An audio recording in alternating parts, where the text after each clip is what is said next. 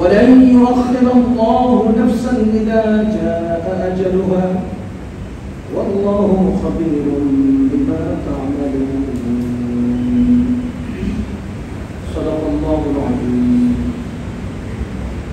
الحمد لله আল্লাহ তাআলার অশেষ মেহেরবানি যিনি আমাদেরকে জুমার নামাজ আদায়ের জন্য জুমা পূর্ববর্তী কিছু দিনই আলোচনা শোনার জন্য আগে আগে মসজিদে আসার তৌফিক দিয়েছেন শুকরিয়া আদায় করব আলহামদুলিল্লাহ। আমরা সপ্তাহে একদিন জুমার নামাজের আগ মুহূর্তে আমাদের সামনে আসা কিছু দ্বীনি এবং জরুরি কথা আলোচনা করি, মুযাকারা করি। যদিও আমাদের প্রতিদিন প্রতিটি মুহূর্তে দ্বীনি বিষয় নিয়ে জানতে চেষ্টা করা জরুরি। সাহাবায়ে কেরাম এমন ছিলেন, হযরত ওমর রাদিয়াল্লাহু তাআলা আনহু সম্পর্কে কিতাবে আসছে, তিনি আরেকজনের সাথে চুক্তি করেছেন যে একদিন আমি তোমার দুম্বা, ঘোড়া, উট ইত্যাদি নিয়ে মাঠে যাব, আমারটা সহ নিয়ে যাব, তুমি নবীজির কাছে থাকবা, তুমি নবীজির কাছ থেকে যা শিখবা আমাকে শিখাবা। আরেকদিন তুমি আমার গুলো সহ নিয়ে মাঠে চলে যাবা, আমি নবীজির কাছে থাকবো, আমি যা শিখবো তোমাকে শেখাবো। দেখেন, দুনিয়ার কর্ম নিজেদের মধ্যে ভাগ বটোয়ারা করে নিচ্ছেন কেন? দ্বীন শেখার জন্য। আর আমরা এখন দুনিয়ার জন্য দ্বীন উচ্ছিক বানিয়ে ফেলেছি। দ্বীন এটা উচ্ছিক, সময় পাইলে সুযোগ পাইলে করব। তো আমাদের অনেক বিষয় নিয়ে প্রতিনিয়ত আলোচনা, মুযাকারা, শেখানো, চর্চা থাকা দরকার। আমি সাধারণত সময়ের প্রয়োজনে সামনে আলোচিত বিষয় নিয়ে কথা বলি। আজকেও কয়েকটা বিষয় আমাদের সামনে আছে, কিন্তু আজকে আমি আসার সময় একটা আয়াত আমার জেনে আসছে, এই আয়াত অবলম্বনে আমরা কথা বলবো। সূরা মুনাফিকুন শেষ 3 আয়াত, 9, 10 এবং 11 নম্বর আয়াত। আল্লাহ তাআলা বলেন, ইয়া আইয়ুহাল্লাযীনা আমানু, হে ঈমানওয়ালারা, সম্বোধন ঈমানদারদের। আল্লাহ তাআলা ইয়া আইয়ুহাল্লাযীনা বলেন যে সম্বোধনটা করেন, এটা আলাদা। ইয়া আইয়ুহান নাবিয়্যু, ইয়া আইয়ুহান নাসু, ইয়া আইয়ুহাল মুমিনুন, ইয়া আইয়ুহাল্লাযীনা আমানু। এই আয়াতে আল্লাহ তাআলা আমাদেরকে, ঈমানদারদেরকে সম্বোধন করে ডাকছেন, ডেকে বলছেন, শুনো, লা তুলহিকুম আমওয়ালুকুম ওয়ালা আওলাদুকুম আন যিকরিল্লাহ। একদিকে তোমাদের দুটো মহা সম্পদ আছে, একটার নাম হলো আওলাদ আর একটার নাম হলো আমওয়াল। দুনিয়াতে তোমাদের বড় দুটো সম্পদ, একটা হলো সন্তানাদি আর একটা হলো সম্পত্তি, সম্পদ। লা তুলহিকুম আমওয়ালুকুম ওয়ালা আওলাদুকুম, তোমাদের সম্পদ এবং সন্তান যেন আন যিকরিল্লাহ, লা তুলহিকুম আন যিকরিল্লাহ, তোমাদের রবের, তোমাদের আল্লাহর জিকির থেকে গাফিল না করে দেয়। ইয়া আইয়ুহাল্লাযীনা আমানু, হে ঈমানদার বান্দারা, লা তুলহিকুম আমওয়ালুকুম ওয়ালা আওলাদুকুম আন যিকরিল্লাহ, তোমাদের সম্পদ এবং সন্তান যেন আল্লাহর স্মরণ থেকে তোমাদেরকে বিমুখ না করে দেয়, গাফিল না করে দেয়। আজকে আমরা ব্যস্ত হয়তো সন্তান নিয়ে, আমরা ব্যস্ত হয়তো সম্পদ নিয়ে। সন্তান, সম্পদ এই দুটো নিয়ে আমরা ব্যস্ত। আমরা আমাদের মূল নিয়ামত, মূল সম্পদ, মূল রিজিক কি জিনিস আমরা ভুলে গেছি। আমি এখানে সংক্ষেপে আপনাদেরকে একটা বিষয় মনে করিয়ে দিতে চাই। আমাদেরকে যে আল্লাহ নিয়ামত দিয়েছেন, আমাদেরকে যে আল্লাহর রিজিক দিয়েছেন, এই রিজিকের মধ্যে তুলনামূলক কোনটা বেশি শক্তিশালী, কোনটা বেশি গুরুত্বপূর্ণ কোনটা আগে? আমাদেরকে আল্লাহ যে নিয়ামত দিয়েছেন, এই নিয়ামতকে আমি প্রথমত চারটা বিষয় গুরুত্বপূর্ণ পর্যায়ক্রমে, একটার সাথে আরেকটা সমপর্যায়ের না। বান্দার সবচেয়ে বড় নিয়ামত, সবচেয়ে বড় রিজিক আল্লাহর রেজামন্দি।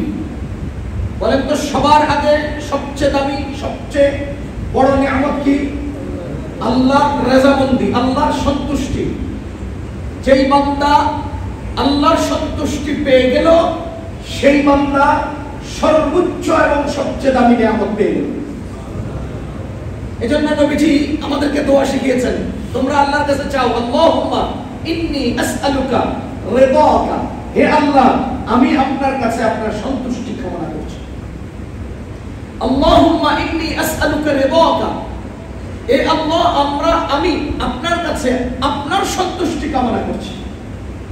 আমাদের বুজুর্গগণ বলেন, মান লাহুল মাওলা ফালাহুল কুল, যে ব্যক্তি মাওলাকে পেয়ে গেল সে পুরো জগৎ পেয়ে গেল। মাওলা যার নাই, সবকিছু পাইলেও তার কিছুই নেই।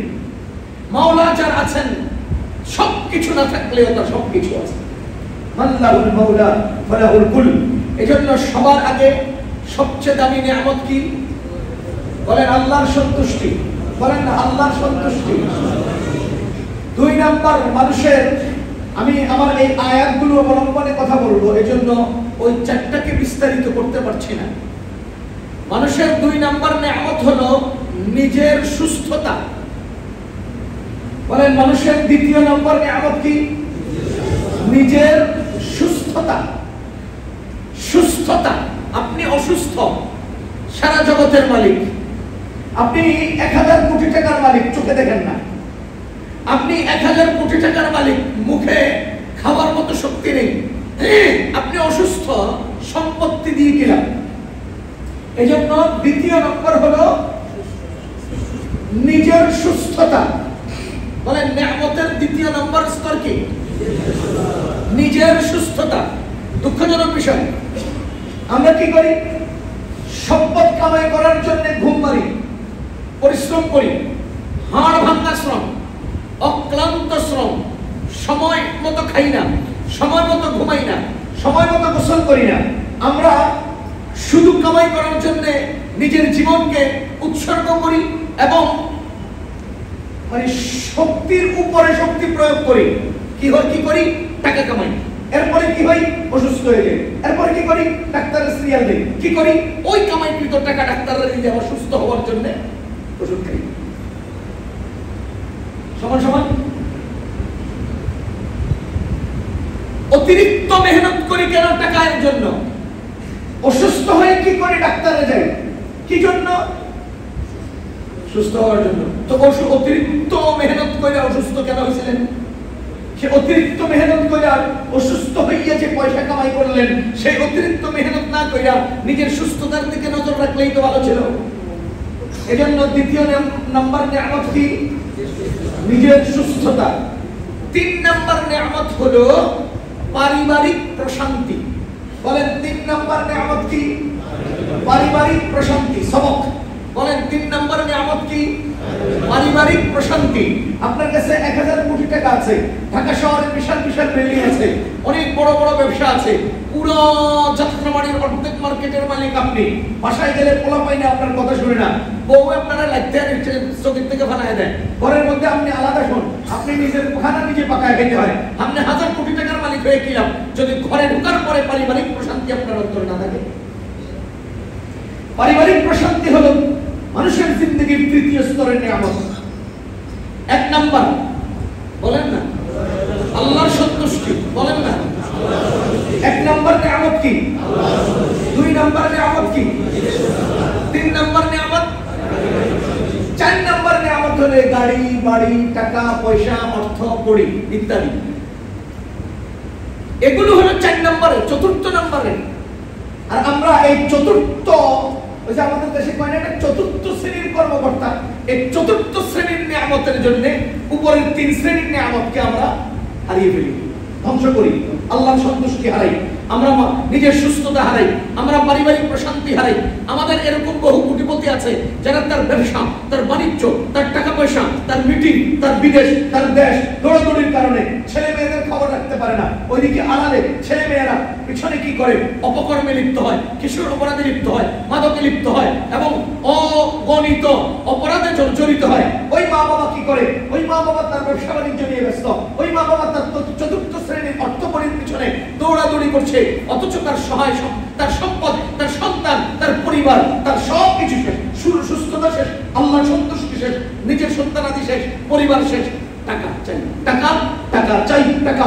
আল্লাহ বলেন লা তুলহিকুম আমওয়ালুকুম, তোমাদের সম্পদ, তোমাদের সন্তান আন যিকরিল্লাহ, তোমাদের রবের সন্তুষ্টি থেকে যেন বিমুখ না করে দেয়, তোমাদের রবকে যেন ভুলিয়ে না দেয়। ইয়া আইয়ুহাল্লাযীনা আমানু, হে ঈমানওয়ালারা, লা তুলহিকুম আমওয়ালুকুম ওয়ালা আওলাদুকুম আন যিকরিল্লাহ, শুনো, তোমাদের সম্পদ এবং সন্তান এগুলো যেন তোমাদের রব থেকে দূরে না সরিয়ে দেয়। আজকে দুনিয়াতে ব্যবসায়ী আছেন, ব্যবসায়ী সম্পর্কে আল্লাহ তাআলা কি বলেন, রিজালুন লা তুলহিহিম তিজারাতুন ওয়ালা বাইউন আন যিকরিল্লাহ। আল্লাহ তাআলা সূরা নূরে বলেছেন, রিজালুন লা তুলহিহিম, প্রকৃত মানুষ তো তারা, লা তুলহিহিম তিজারাতুন, তাদের ব্যবসা তাদেরকে গাফিল করে দেয় না, ওয়ালা বাইউন, এবং তাদের বেচাকেনা তাদেরকে গাফিল করে দেয় না, আন যিকরিল্লাহ, আল্লাহর জিকির থেকে, ওয়া ইকামিস সালাহ, এবং নামাজ থেকে, ওয়া ইতাইজ যাকাত, যাকাত প্রদান করা থেকে, ইয়াখাফুনা ইয়াওমান তাতাকাল্লাবু ফীহিল কুলুব ওয়াল আবসার। ওই ব্যবসায়ীরা তাদের ওই দিনের কথা মনে রাখে, যেই দিন মানুষের চক্ষু কপালে উঠে যাবে, যেই দিন তাদের চোখ বিবর্ণ হয়ে যাবে, অন্তরগুলো বিক্ষিপ্ত হবে, সেই কিয়ামতের দিনকে তারা ভুলে না। তার মানে ব্যবসায়ীদের চারটা গুণের কথা বলেছে। এক নাম্বার হলো তাদের ব্যবসা, তাদের বেচা বিক্রি এগুলো আল্লাহর জিকির থেকে, নামাজ থেকে, যাকাত থেকে এবং কিয়ামতের দিবস থেকে তাদেরকে ভুলিয়ে দেয় না, গাফিল করে দেয় না। তারাই হলো প্রকৃত ব্যবসায়ী। আল্লাহ তাআলা বলেন, লা তুলহিকুম আমওয়ালুকুম ওয়ালা আওলাদুকুম আন যিকরিল্লাহ, শোনো শোনো, তোমাদের সম্পদ সন্তান তোমাদেরকে যেন আল্লাহর জিকির থেকে দূরে সরিয়ে না দেয়, গাফিল না করে দেয়। তার মানে আল্লাহকে সব সময় মনে রাখতে হবে।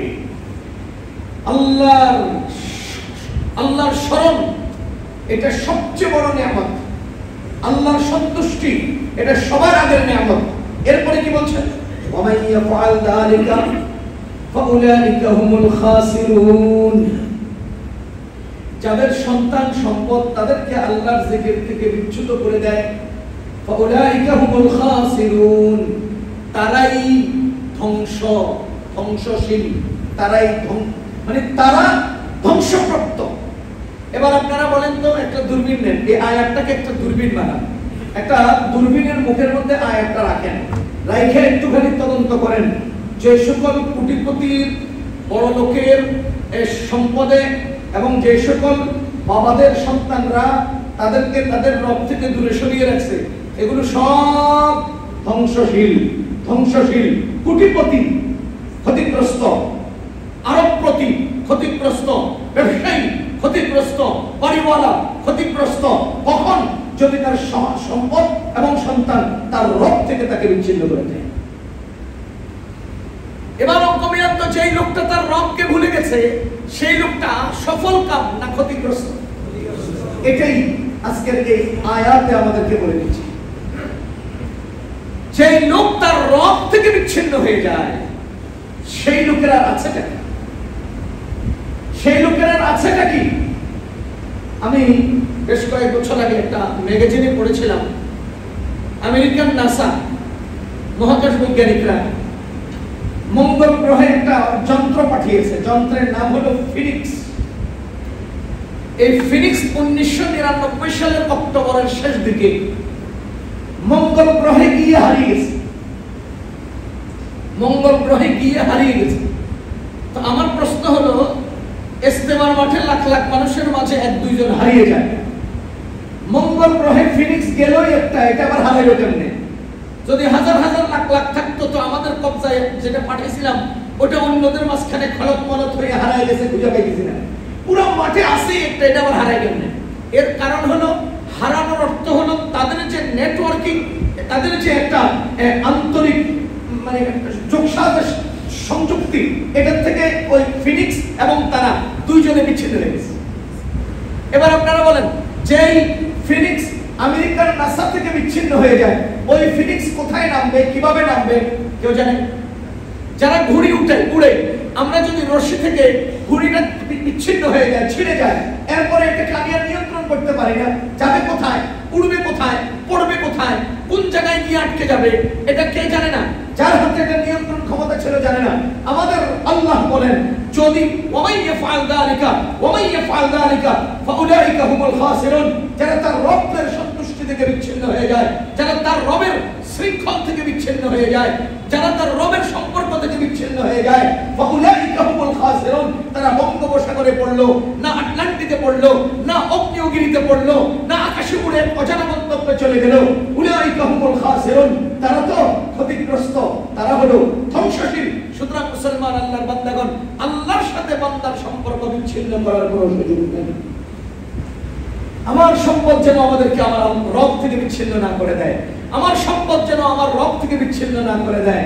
আমরা আজকে দেখেন, একটা উদাহরণ দিই, বাদাম বিক্রি করে যে 2 টাকা 5 টাকা 10 টাকা, ওই বাদাম বিক্রেতা তার ভ্যান গাড়ি মসজিদের সামনে রাখে, রাইখা আজানের পর মসজিদে ঢুকে তিনি 4 রাকাত সুন্নত পড়েন, 4 রাকাত ফরজ পড়েন, 2 রাকাত সুন্নত পড়েন, এরপরে উনি আবার বাদাম বিক্রি করতে সময় পান, সুযোগ পান, আন্তরিকভাবে করতে পারেন।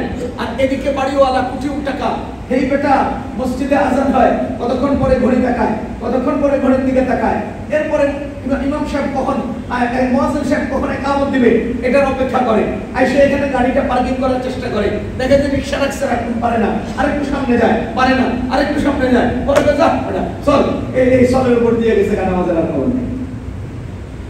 কোটিপতি তার প্রাইভেট কার থামিয়ে নামাজ পড়ার সময় পায় না, অথচ বাদাম ব্যাপারী সব করতে পারে।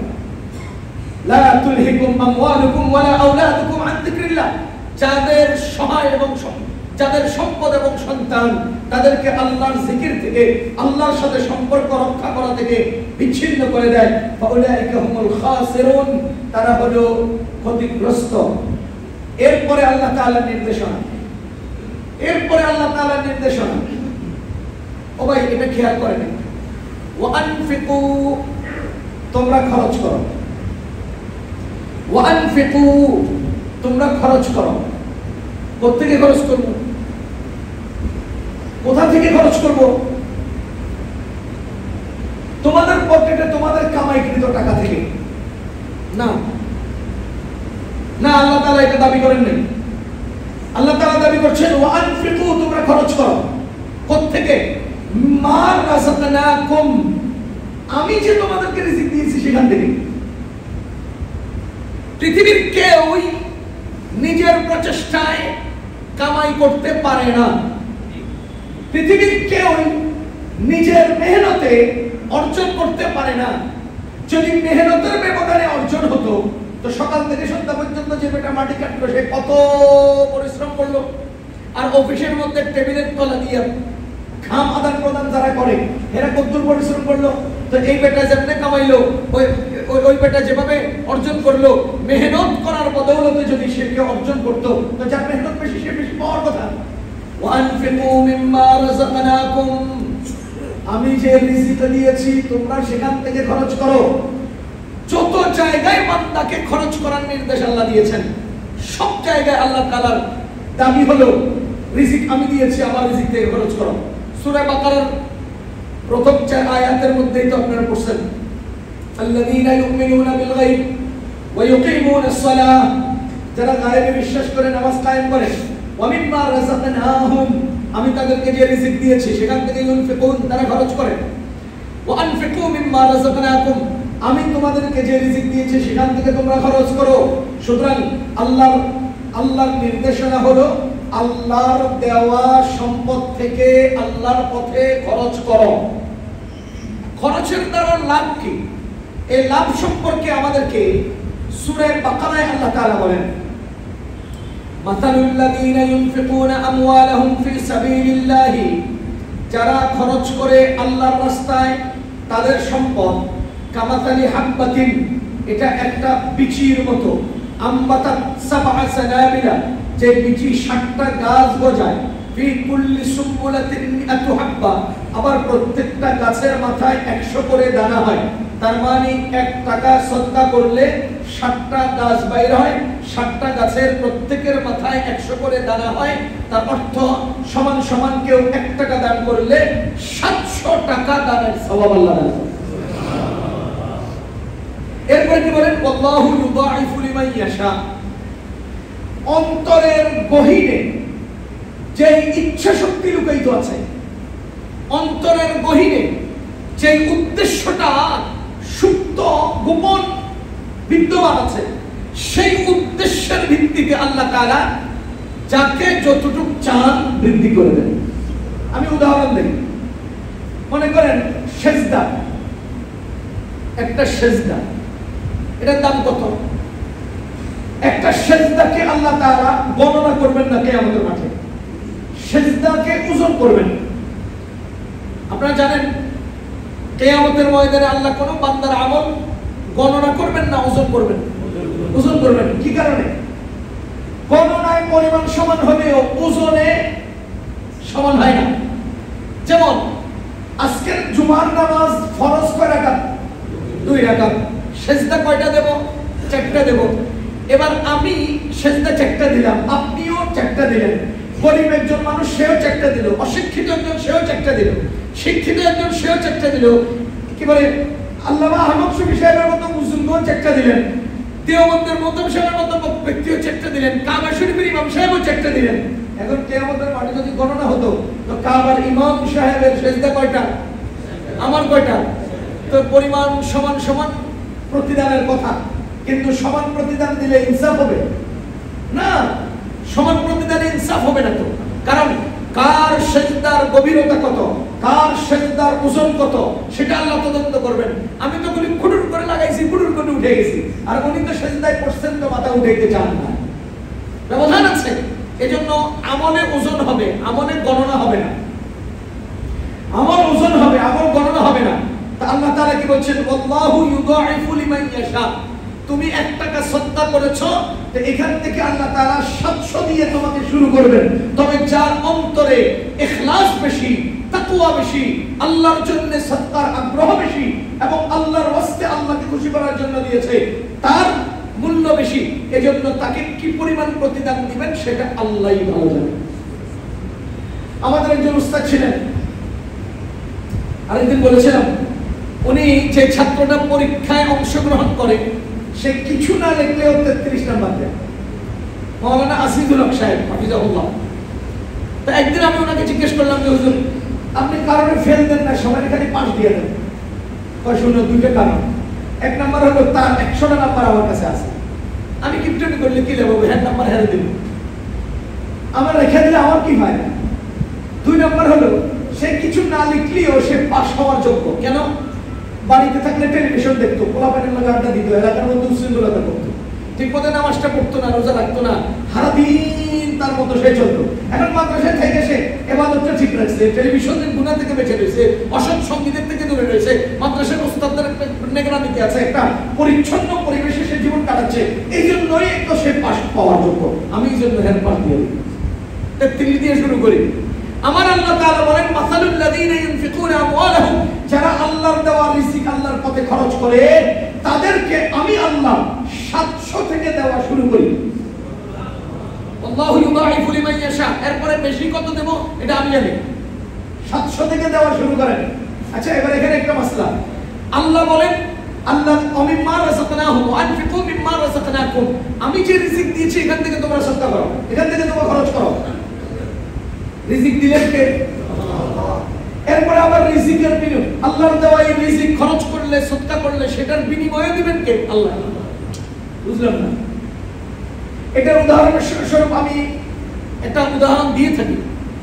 মনে করেন ঈদের দিন আমার ছেলেকে আমি 100 টাকা বকশিশ দিলাম, সে পুটকা কিনলো, বেলুন কিনলো, বাঁশি কিনলো, এটা সেটা কিনে তার 40 টাকা খরচ হয়ে গেছে, হাতের মধ্যে 60 টাকা পকেটে আছে। বাজার করে আমি বাসার সামনে আসলাম, রিক্সা ভাড়া দেবো, পকেটে ভাঙতি টাকা নেই। এবার বাবাকে জিজ্ঞেস করলাম, বাবু কাকু তোমার কাছে ভাঙতি টাকা আছে, আপনাকে 10টা টাকা দাও তো। তাই পকেট থেকে 60 টাকা বের করছে, দেখা যায় 10 টাকা নোট একটা আছে। এটা আব্বু নিলেন, রিকশাওয়ালাকে দিলেন, বাসায় ঢুকলেন। এবার ছেলেটা তার মায়ের কি কয়, আমি না আব্বুর কাছে 10 টাকা পাবো। বলেন তো এই 10 টাকা দিয়েছিলেন কে? আব্বু। এখন ছেলের থেকে নেওয়ার পরে ছেলের দাবি কি? আমি না আব্বুর কাছে 10 টাকা পাবো। আমার আল্লাহ বলেন ওয়ানফিকু মিম্মা রাযাকনাকুম, তোমার রিজিক তো আমি দিয়েছি, আনফিকু খরচ করো। এরপরে শুনো মাতালুল লাযিনা ইউনফিকুনা আমওয়ালাহুম, এই আয়াত থেকে আল্লাহ তাআলা আমাদেরকে বলে দিচ্ছেন, শুনো আমার দেওয়ার রিজিক আমার পথে খরচ করলে তুমি 10 টাকার বিনিময়ে 10 টাকা পাও না রইলা না, তুমি 1 টাকার বিনিময়ে 700 টাকা পাও না রইলা। এবার বলেন আমার ছেলে আমাকে 10 টাকা দিয়ে কত টাকা পাও না? 10 টাকাই পাও না। আমি আমার আল্লাহর দেওয়া রিজিক থেকে আল্লাহকে 1 টাকা দিলে কয় টাকা পাও না? 700 টাকা পাও না। এখানে একটা রহস্যের কথা শুনে রাখি, আমাদেরকে আল্লাহ তাআলা বিভিন্ন অঙ্গনে, বিভিন্ন আকৃতির, বিভিন্ন ধরনের ইবাদত দিয়েছেন। এর মধ্যে একটা ইবাদত হলো শারীরিক, আর একটা ইবাদত হলো আর্থিক। যদি কোনো ব্যক্তি শারীরিক ইবাদত করে আল্লাহ তাআলা তাকে 1-এ 10 দেন। বলেন শারীরিক ইবাদতে 1-এ 10। আল্লাহ তাআলা বলেন মান আমিলা সালিহান ফালাহু আশরু আমসালিহা, যে ব্যক্তি নেক আমল করে তাকে 10 গুণ দেওয়া হয়। তার মানে শারীরিক আমলে 1-এ 10। এবার সূরা বাকারার আয়াত থেকে আমরা পাইলাম আর্থিক আমলের বিনিময়ে 1-এ 10 না 1-এ 700? শারীরিক আমলের বিনিময়ে 1-এ 10 আর অর্থনৈতিক আমলের বিনিময়ে 1-এ 700। আল্লাহ তাআলা বলেন ওয়ানফিকু মিম্মা রাযাকনাকুম, আমি তোমাদেরকে যে রিজিক দিয়েছি এই রিজিক থেকে তোমরা খরচ করো। আচ্ছা কবে খরচ করব? আল্লাহ বলেন মিন ক্বাবলি আন ইয়াতিয়া আহাদাকুমুল মাউত, তোমাদের মৃত্যু আসার আগে। বলেন আন ইয়াতিয়া আহাদাকুমুল মিন ক্বাবলি আন ইয়াতিয়া আহাদাকুমুল মাউত, তোমাদের মৃত্যু আসার আগে কবে খরচ করব? বলেন না ভাই কবে খরচ করব? আমাদের মৃত্যু আসার আগে। দুঃখজনক বিষয় হলো আমরা মারা গেলে আমাদের সন্তানরা আমাদের জন্য এলাকায় খাবার দেয়, এর আগ পর্যন্ত আমরা কিপটার ধরে কিপটা একটা অসুস্থ অসহায় গরিব মানুষকে 10 টাকা দেই না। ও ভাই দুনিয়ারে আমরা খাওয়াই না, দুনিয়াকে আমরা দেই না, সদকা আমরা করি না, মানুষকে আমরা সহায়তা করি না, কিন্তু আমরা মারা গেলে মানুষ কি বলবে এই আশঙ্কায় আমাদের পোলা পাইনি এক বেলা দুমদাম খাওয়ায় দেয়। মানুষ কি বলবে? ওয়ানফিকু মিম্মা রাযাকনাকুম মিন ক্বাবলি আন ইয়াতিয়া আহাদাকুমুল মাউত, কোন সন্তানরে নির্দেশ দেয় নাই তোমার আব্বা মারা যাওয়ার পরে বাবার জন্য খরচ করো। আমাকে আপনাকে আমাদের সবাইকে আল্লাহ নির্দেশ দিয়েছেন তোমার মৃত্যু আসার আগে তুমি খরচ করো। এখন আমরা নিজেরা মইরা যাই আর পোলা পাইনি আম্মু সম্পদ ভাগ করে, পাবলিক কি বলবে এই জন্য বাপের সম্পদ থেকে 1 লাখ 1.5 লাখ টাকা খরচ করে এলাকাবাসীর এক বেলা খাওয়ানো যায়, সব কাফারা দেবে। আল্লাহ বলেন ওয়ানফিকু মিম্মা রাযাকনাকুম, খরচ করো। কবে খরচ করো? মিন ক্বাবলি আন ইয়াতিয়া আহাদাকুমুল মাউত, মিন ক্বাবলি আন ইয়াতিয়া আহাদাকুমুল মাউত, মৃত্যু আসার আগে। বলেন তো আপনার অর্জিত সম্পদের মালিক কে? আপনি। দুনিয়াবী দৃষ্টিতে, দুনিয়াবী দৃষ্টিতে বলেন আমার আপনার আমাদের অর্জিত সম্পদ, কামাইকৃত সম্পদের মালিক কে? আমি। আমার কামাইকৃত সম্পদের মালিক আমি। এই আমার সম্পদের তাসাররুফ, ব্যবহারের পূর্ণ ক্ষমতা কার? আমার। এখন আমি কি করি? সম্পূর্ণ আমার ক্ষমতা থাকাকালে আমি ক্ষমতা প্রয়োগ করি না, আর আমি মারা যাওয়ার সাথে সাথে অটোমেটিকলি দুনিয়াবী এবং আসমানি আল্লাহ প্রদত্ত নীতিতে এই সম্পত্তির মালিক হয়ে যান সন্তানরা। তখন ওই সন্তান সম্পত্তিতে অধিকার প্রয়োগ করার যাবতীয় ক্ষমতা পেয়ে যান। তা আমি কি হলাম? কত বড় কপাল পোড়া হলাম! যতদিন আমার তাসাররুফের অধিকার ছিল, যতদিন আমার ব্যবহারের ক্ষমতা ছিল, ততদিন আমি কিপটামি করে রয়ে গেলাম। আর আমি বলে যাওয়ার সাথে সাথে আমার সন্তানরা এটাকে বিক্রি করে, এটাকে ভাইয়া চুরা ধ্বংস করে। আরে ভাই, আপনি তো বুদ্ধিমান হবেন তখন যখন আপনি ওই সম্পত্তিতে হস্তক্ষেপ করবেন। মিন ক্বাবলি আন ইয়াতিয়া ইয়াতিয়া আহাদাকুমুল মাউত, তোমার মৃত্যু আসার আগেই তুমি তোমার সম্পত্তি ব্যবহার করো, এটাই তো বুদ্ধিমত্তার পরিচয় হবে। এরপরে আল্লাহ তাআলা বলেন ফায়াকুলা, যখন তাদের মরণ চলে আসবে, যখন তাদের মরণ চলে আসবে, কাদের? আমাদের। ফায়াকুলা, তখন তারা বলবে রব্বি, ও আমার রব, লাউলা আখারতানি ইলা আজালিন কারীব, যদি আমার একটু সামান্য সুযোগ দিতেন। লাউলা আখারতানি ইলা আজালিন কারীব, যদি আমার একটু সুযোগ দিতেন। কখন বলবে কথাটা? মইরা যাওয়ার পরে। আরে মারা যাওয়ার পরে আল্লাহকে বলবেন লাউলা আখারতানি ইলা আজালিন কারীব, আল্লাহ যদি সামান্য একটু সুযোগ দিতেন তো কি করতাম? ফাসাদদাকা, আমি সদকা কইরা পুরো দেশ দুনিয়া ভরে ফেলতাম। যদি একটু সুযোগ দিতেন পুরো সদকা করতাম। ফাসাদদাকা, আমি সদকা করতাম। আর কি করতাম? ওয়া আকুম মিনাস সালিহিন, আমি নেককার হয়ে যেতাম। ও ভাই, আল্লাহ তাআলা আমাকে এই নির্দেশনা দিয়ে রাখছেন না, তুমি মৃত্যুর দিন আসার আগে আগে সদকা করো। এখন মইরা যাইয়া তুমি আমারে বলিতে আসো কি যে আল্লাহ আমার একটুখানি সুযোগ দেন না, আমি একটু বেশি বেশি সদকা করতাম। লাউলা আখারতানি ইলা আজালিন কারীব, যদি আমাকে একটু সামান্য সময় দিতেন, সুযোগ দিতেন, তাহলে আমি সবগুলো ট্রেনের জানালা দিয়ে নিচে ফেলাই দিতাম। দর আল্লাহর রাস্তায় দিলাম করে ফেলাই দিতাম, সদকা করে দিতাম।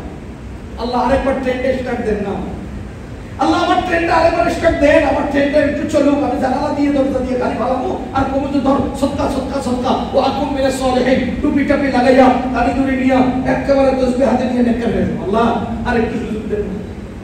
দেখেন সূরা 21 নম্বর পারায় কি বলে? সূরা সিজদা, ওয়ালাউ তারা ইদিল মুজরিমুনা নাকিসু রুউসিহিম ইনদা রাব্বিহিম, যখন অপরাধীরা তাদের নিজের অপকর্মগুলো দেখতে পাবে, তখন মাথা নিচু করে তাদের রবের কাছে বলবে রব্বানা, ও আমাদের রব, আবসরনা, দেখছি, আবসরনা, আমরা আমাদের অপকর্মগুলো সচক্ষে দেখেছি, ওয়া সামি'না, এবং সব কিছু শুনতে পেয়েছি। তাহলে দেখেছিও, বর্ণনা শুনেছিও। এখনকার ভিডিও দেখলে সহজে বোঝা যায়, ভিডিওতে দেখাও যায়, আবার সাংবাদিকের বর্ণনা শোনাও যায়। রব্বানা আবসরনা, আমরা দেখছি, ওয়া সামি'না, শুনেছি, ফারজি'না, আল্লাহ একবার পাঠিয়ে দেন, ফারজি'না, একবার আমাদেরকে আবার দুনিয়াতে পাঠান, না'মাল সালিহা, নেক আমল কইরা ভরায় ফেলবো, ইন্না মুকিনুন, নিশ্চয়তা দিচ্ছি, আল্লাহ নিশ্চয়তা দিচ্ছি, একেবারে নেক আমল দিয়ে সব সমান করে আলাম, একবার আর একবার পাঠান। আমার আল্লাহ কি বলেন? আল্লাহ কি বলেন? ওয়ালাই ইউআখিরুল্লাহু নাফসান, কোন ব্যক্তিকে, মানুষকে, নফসকে এক মুহূর্ত আর সুযোগ দেওয়া হবে না। বলেন তো, মরে যাওয়ার পরে আর এক মুহূর্ত ফেরত আসার সুযোগ নাই, নাই। আপনাদের হিন্দু সম্প্রদায়ের অনেকেই মনে করে যে পুনর্জন্ম আছে, পরবর্তী জন্মে আমি কবুতর হইয়া থাকবো, পরবর্তী জন্মে আমি আমি আমি আমি আমি ছাগল হইয়া থাকবো। অনেক সময় শোনা যায় বিভিন্ন বক্তব্যের মধ্যে, পরের জন্মে তুমি কি হয়ে থাকতে চাও? আমি কবুতর হয়ে থাকতে চাই। তুমি এখন মানুষ হইলে পরে কবুতর হইতা কেন? মানুষ তো মানুষের পরে ফেরেশতা হইতে চায়। কিরে ভাই, মানুষ তো মানুষের পরে ফেরেশতা হইতে চায়, তুমি জানোয়ার হতে চাও কেন? আবার যে তোমার জন্ম হবে, তোমার আত্মাগুলো দুনিয়াতে আবার ফেরত আসবে, এটা কল্পনা করো, কল্পনা করো গুনাহ। ওয়ালা ইউআখিরুল্লাহু নাফসান ইদা জাআ আজালুহা, মানুষের যখন সময় এসে যায়, এই সময়ের পরে আর এক বিন্দু মুহূর্ত মানুষকে সুযোগ দেওয়া হবে না। যখন সময় এসে যাবে তখন আর সুযোগ দেওয়া হবে না, আর সুযোগ দেওয়া হবে না। লিকুল্লি উম্মাতিন আজাল, সবার জন্য একটা সুনির্দিষ্ট সময় আছে। ইদা জাআ আজালুহুম লা ইস্তাখিরুনা সাআতান ওয়া লা ইস্তাকদিমুন, এক মুহূর্ত আগ হবে না, পর হবে না। আল্লাহ বলেন ওয়ালা ইউআখিরুল্লাহু নাফসান ইদা জাআ আজালুহা, যখন বান্দার মৃত্যুর সময় এসে যাবে, সেই সময়ের পর আর এক মুহূর্ত সুযোগ দেওয়া হবে না। ওয়াল্লাহু খাবীরুম বিমা তা'মালুন, আল্লাহ তাআলা শেষ করছেন সূরা কি বলে? ওয়াল্লাহু খাবীরুম বিমা তা'মালুন, তোমরা যা কিছু করো তোমাদের কর্ম সম্পর্কে আল্লাহ খবরদার। তোমরা যা কিছু করো তোমাদের সব কর্ম সম্পর্কে আল্লাহ অবগত, খবর রাখেন। এবার আয়াত থেকে আমরা যে কথাগুলো পাইলাম, এই কথাগুলো থেকে আমাদের কি নিতে হবে, আমরা কি নিয়ে যাব? ভাই, আমার এক পরিচিত ফোন করছেন যে হুজুর, তাবলীগে সময় দেওয়ার কারণে আমার চাকরি চলে গেছে। আমি বললাম যে আপনার চাকরির বয়স কত? বলে 2 বছর। তার আগে কি করতেন? বেকার ছিলাম। এখন কি হলেন? চাকরি চলে গেছে, এখন কি হয়েছেন? বেকার হয়েছেন। 2 বছর আগে কি ছিলেন? বেকার ছিলাম। এখন কি হয়েছে? বেকার হয়েছেন। তো আগের 2 বছর আগের জীবনে ফিরে গেছেন, সমস্যা নেই। 2 বছর আগে যেভাবে ছিলেন এখন ঠিক সেভাবে আছেন। তাবলীগে যাওয়ার কারণে যদি কোনো অফিস, কোনো চাকরির স্থল থেকে আপনাকে সরিয়ে দেয়, আপনি সরে যেতে হয়, তো 2 বছর আগে ফেরত গেছেন, আপনার সমস্যা কোথায়? আবার যে আল্লাহ বেকার থেকে কাজে আপনাকে যুক্ত করেছেন, সেই আল্লাহই তো আবার বেকার থেকে কাজে যুক্ত করে দিবেন। এখানে তো বিচলিত হওয়ার কিছু নেই। তাদের প্রতি কি বলে কোনো অভিযোগের কোনো সুযোগ নেই, কারণ তারা তাদের নীতিতে হয়তো আপনাকে চায় নাই, পায় নাই, রাখার সুযোগ নেই, রাখে নাই। আপনি আবার আগের জায়গায় বলেন তো, আমার পকেটে টাকা ছিল না, এখন টাকা আসলো কোত্থেকে? অকপটে আমাদের বলতে হবে আল্লাহ দিয়েছেন। যে আল্লাহ নাই থেকে আমাকে দিলেন, যে আল্লাহ শূন্য থেকে আমাকে পূর্ণ করলেন, সেই আল্লাহর জন্য পূর্ণ থেকে আমি কিছু কেন দেব না? ও ভাই, শূন্য থেকে পূর্ণ হলো, সেই পূর্ণ থেকে কিছু কেন আমি দিতে চাইবো না? কেন দিতে চাইবো না? আমার আল্লাহ তাআলা বলে দিয়েছেন। আল্লাহ বলেন, ওয়াবতাগি ফীমা আতাকাল্লাহু দারাল আখিরা, ওয়াবতাগি ফীমা আতাকাল্লাহু দারাল আখিরা। আল্লাহ তোমাকে যা দিয়েছেন তা থেকে তুমি তোমার আখিরাত কামাই করো। আল্লাহ তোমাকে যা দিয়েছেন তা দ্বারা তুমি তোমার আখিরাতকে অর্জন করো। এরপরে আল্লাহ নিজে বলে দিয়েছেন, ওয়ালা তানসা নাসীবাকা মিনাদ দুনিয়া, তোমার দুনিয়ার অংশ তুমি ভুলে যেও না। দেখেন, কোরআনের কোথাও এই কথা বলেন নাই যে তুমি তো খালি হাতে ছিলা, আমি আল্লাহ তোমার হাত ভরে দিলাম, তোমার ওই পূর্ণ হাতের সবগুলো দিয়ে তুমি তোমার আখিরাত কামাই করো। এই কথা আল্লাহ নির্দেশ দেন নাই, বরঞ্চ আল্লাহর নির্দেশ হলো, ওয়ালা তানসা নাসীবাকা মিনাদ দুনিয়া, তুমি তোমার দুনিয়ার অংশটা ভুলে যেও না, বরঞ্চ তোমাকে আল্লাহ যা দিয়েছেন সেখান থেকে কিছু দিয়ে তুমি তোমার আখিরাতকে সজ্জিত করো, তোমার আখিরাতকে কামাই করো। আমরা এখন কি করি? যা পাই তা আমাদেরই মনে করি, যা পাই তা আমাদেরই মনে করি। সমস্যা তো এই জায়গায়। আমাদের আল্লাহর নির্দেশনা হলো, তুমি আমার দেওয়া সম্পদ থেকে খরচ করো, আমার দেওয়া সম্পদ থেকে খরচ করো। আজকে আমার পরিবার, আমার আত্মীয় স্বজন, আমার প্রতিবেশী, আমার বন্ধু, আমার শিক্ষক বা শিক্ষক সন্তানগণ, আমার দুস্থের সন্তানাদি, আমার চাকুরির সঙ্গী অথবা অন্যান্য বন্ধুত্ব আছে এমন, তাদের আত্মীয় স্বজন, তাদের ছেলে মেয়েরা বিপদগ্রস্ত আছে কিনা, সমস্যাক্রান্ত আছে কিনা, কোথাও অসুবিধা আছে কিনা, আমি তো তদন্ত করি না। আরে ভাই, আমার সামান্য কয়েক টাকার ব্যবসা, আমি এমন ব্যস্ততা দেখাই, দুনিয়ার আত্মীয় স্বজনের খবর নেওয়ার টাইম নেই। অথচ হযরত ওমর ইবনুল খাত্তাব রাদিয়াল্লাহু তাআলা, তিনি তো একজন খলিফা হয়ে, সারা মুসলিম জাহানের বাদশা হয়ে, তিনি অলিতে গলিতে হেঁটে হেঁটে মানুষের খবর রাখছেন। আর আমি 2 টাকাইয়া ব্যবসায়ী, আত্মীয় স্বজনের খবর রাখার টাইম নেই। ভাইও, হযরত আব্দুল্লাহ ইবনে মাসউদ রাদিয়াল্লাহু তাআলা, তার ব্যাপারে কিতাবে পড়েছি, তিনি কোন ওয়াক্তে মেহমান ছাড়া খানা খেতেন না। উনি মেহমান নিয়ে খাবেন, ওই মেহমান বাজারে গিয়ে খুঁজে নিয়ে আসে, ওই আরেক জায়গা থেকে ধরে নিয়ে আসে, ভাই আমার সাথে আজকে বেলা খাবেন, মেহমান ছাড়া খাবেন না। কোথাও কোনো মেহমান না পাইলে পাশের বাড়ির এক লোক রেগুলার হের ধরে আনবে, ওরে আগে খাওয়াবে। মনে করেন আজকে কেউ পাইতেছে না, তো মেহমান একজন তো লাগবে, ওই পাশের বাড়ির এক লোকের ধরে নিয়ে। একদিন নিজের ঘরের পরিবারের সদস্যগণ ঠিক করছেন যে আজকে ওই বেটারা আগে খাওয়াই দেবে, আর তারে বলতেছে, তোকে যখন ডাকবে তুই কবি যে আমি খেতাম না। ওনারা আগে এনে খাওয়াই দিয়ে বিদে দিয়ে দিছে, দিয়ে বলতেছে যখন তোমাকে ডাকবে তুমি বলবো যে আমি খাবো না। তো ওই লোকের বাড়িতে গেছে, যাই বলতেছে, ভাই তুমি আমার সাথে খেতে হবে, প্রত্যেকদিন তুমি আমার খাওয়া আজকে খেতে হবে, মানে আপনি খাবো।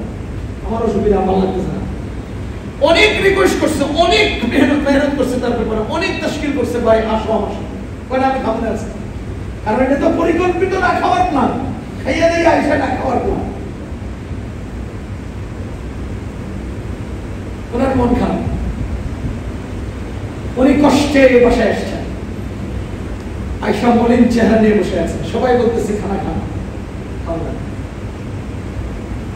ভাইয়া মসজিদের মিম্বরে কোরআন শরীফ সামনে রেখে বলছি, একজন সাহাবীর বর্ণনা, খাবেন না উনি, খাবেন না কেন খাবেন না? মেহমান নাই আজকে আমার সাথে, মেহমান নাই এই জন্য উনি খাবেন। উনি ওই বেলা খানা খান নাই, উনি ওই বেলা খানা খান নাই। হযরত আব্দুর রহমান ইবনে আউফ রাদিয়াল্লাহু তাআলা, আল্লাহ তাআলা এই পরিমাণ সম্পদ দিয়েছেন, এই পরিমাণ সম্পদ ওনার ইন্তেকালের সময়ে রেখে দেওয়া সম্পত্তির বর্ণনা বিশাল। কয়েক টন স্বর্ণ ছিল ওনার ইন্তেকালের সময়, ওনার সম্পত্তির অংশ কয়েক টন, কয়েক হাজার উট ঘোড়া ছিল, বিশাল সম্পত্তির মালিক। উনি খানা খেতেন অল্প, প্রতি বেলায় খানা খেতে কাঁদতেন, ও আল্লাহ এই সম্পদগুলো কেন আমার জন্য, আমাকে কেন দিয়েছেন? আর আমাকে দুনিয়াতে দিয়ে কি আখিরাত থেকে আমাকে বঞ্চিত করছেন কিনা?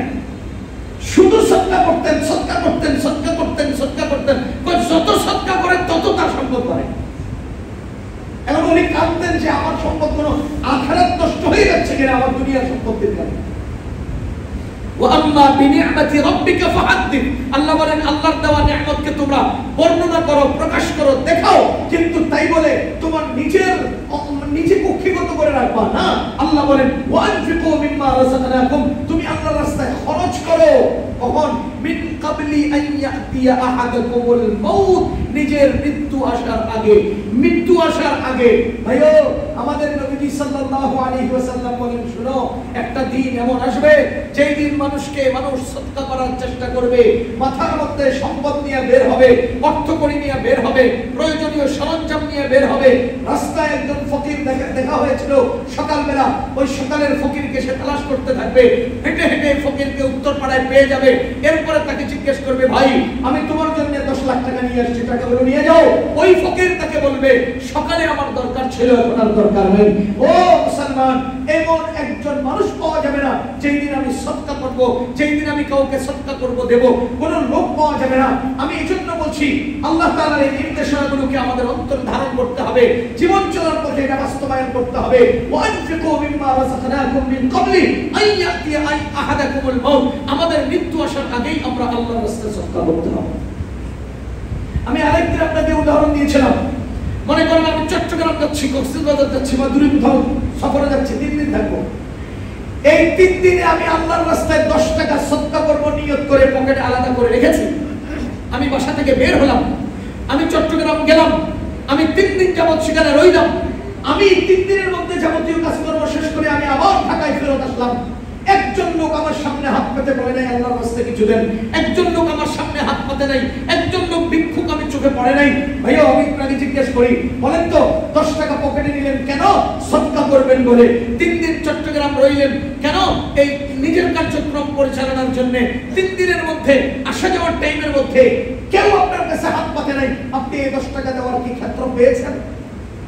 বলেন পেয়েছেন? পান নাই। তো না পাওয়ার কারণে আপনার যে মনের তামান্না, আপনার যে 10 টাকা খরচ করার আগ্রহ, এটা কি পূরণ হয়েছে? হয় নাই। তো এবার আপনি বলেন, রাস্তায় একটা লোক আমার সামনে হাত পাতা রক্ত হলো, আমার অন্তরে লালিত সেই 10 টাকা সদকা করার এই আকাঙ্ক্ষা পূর্ণ হওয়া, আমার এই আকাঙ্ক্ষা পূর্ণ হওয়ার পেছনে ওই ফকিরের অবদান।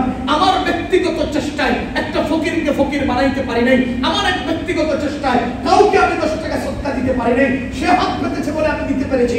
তার মানে আমার অন্তরের ভেতরে লালিত 10 টাকার সদকার আকাঙ্ক্ষা পূরণের অবদান তার, আমার নয়, আমার নয়। এজন্য ভাই সময় থাকতে সদকা করি, সময় থাকতে সদকা করি।